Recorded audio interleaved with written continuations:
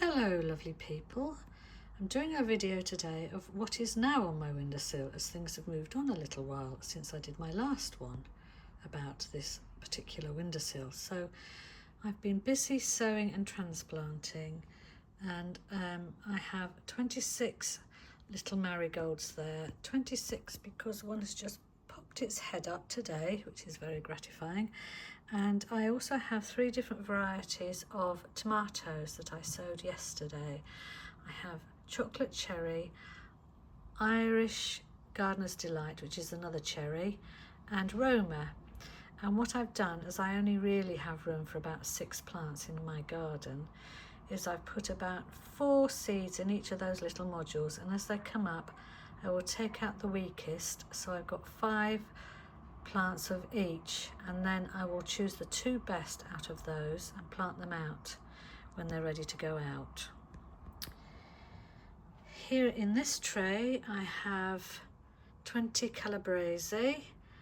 I just love broccoli. I've never tried calabrese before, but I've seen people grow it reasonably easily, so I thought I'd give it a go. And I have quite a shady part of the garden that doesn't get bright full sun all the time, so as it's a brassica and they don't like to get too hot, I thought they would like it there.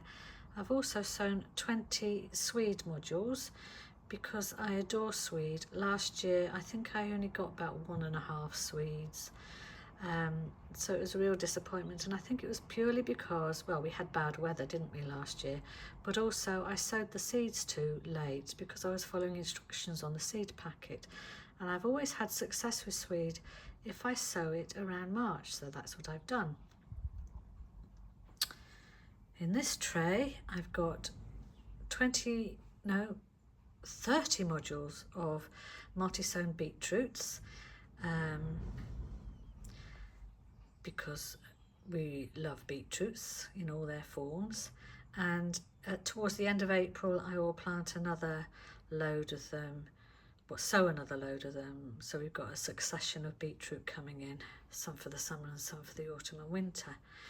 I have baby cabbage here, variety Pixie, which was sent to me from the very generous Ali from my rusty garden, so I'm going to try to grow 10 of those because we also like homemade coleslaw,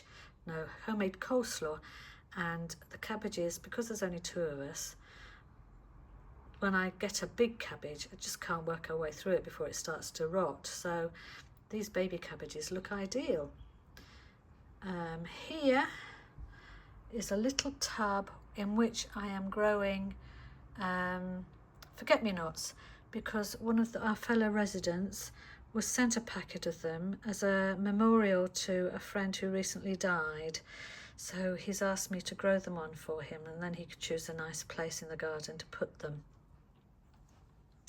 I've also started growing flowers, so we have more marigolds here, so I'll have some for my vegetable garden because they are lovely amongst the vegetables and a good deterrent and encourage pollinators. But I've also sown some saved cosmos seed from my old allotment, and 2 different types of aquilegia.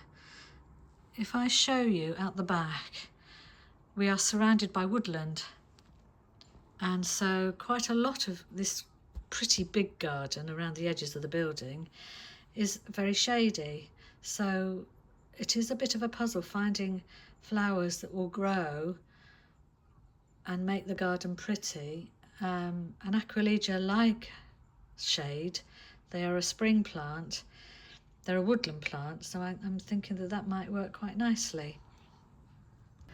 So I've sat down here with my coffee to, I'm sorry if that's jerking about, I can't actually see what I'm doing. And to let you know that I've also moved things onto the windowsills on the shared staircases that we have in the building. So I have a 40 module tray of onions that are there, and I have lettuce growing, and I have a small fuchsia plant that is growing that needs to go out quite soon because it's getting actually quite big now, And also I have, what else have I got? Something else. Anyway, so I'm using 3 of the windowsills on the stairs as well. And I've been really lucky and very happy to receive an old sink from somebody who's having their kitchen renovated, who said they thought it might make a nice planter. And in fact, I got one of my fellow gardeners to carry it up the slope with me, and we've put it in a place that should be fairly sheltered, and I'm going to use it as a cold frame because I found that I've got quite a big lid for a big seed tray and it fits just exactly. So I've put 2 module trays of onions in there at the moment because they're ready to go out in a week. So I thought they could acclimatise to being outside by being in the cold frame. I have to say that one of the things I've really noticed moving here and doing this garden is that the residents seem to really like it. So I'm getting flowers to sow for people, we're getting donations. Last year we were donated onions and carrots to sow, and they like that I leave spare produce out in the corridor by the front door for people just to pick up and use.